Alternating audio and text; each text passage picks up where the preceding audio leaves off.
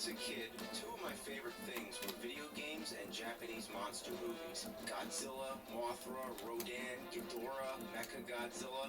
Monsters beating the hell out of each other and blowing the fuck out of everything in sight. I love that shit. Being a Godzilla fan in the late 80s and early 90s wasn't easy for an American. Because for one thing, the only way to see these movies was to scan through the TV guide every Sunday and see if any happened to be on. Or go to every local video store hoping to be lucky enough to find some on VHS. During my lifetime, there were only two Godzilla films released in theaters here in the United States. Godzilla 1985 and Godzilla 2000. The 1998 American version doesn't count. It wasn't until I got internet that I found out Toho had still been making these movies all through the 90s, but they were only in Japan. I was pissed off. When it came to video games, we also got fucked pretty hard. This was my first Godzilla game, Godzilla on the NES. Let's pop this piece of reptilian fuck nugget in. Godzilla, Monster of Monsters. This should already be a clue to how half-assed this game is, because he's blocking half the title. In 2000 XXX AD. Why is it always X? Like they couldn't come up with an exact year, so just make it X.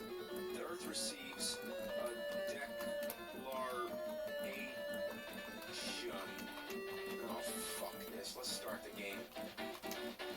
Great looking game. What's this? Godzilla chess? So you take control of both Godzilla and Mothra and move them around these hexagon spaces. Then you go into these battle zones. This is more like it, right? Classic side-scroller action. More like classic mindless button masher. Oh well, at least you have a lot of attacks. Godzilla punches, kicks, swings his tail, and breathes his trademark atomic breath. How often has Godzilla ever been in space? Once, as far as I remember, Godzilla vs. Monster Zero. Why not take place on Earth? I want to trample some buildings. Instead, I'm just beating up on rocks. And how does Godzilla jump without bending his knees? Looks like he's bouncing on a trampoline. What are these things? Evil totem poles?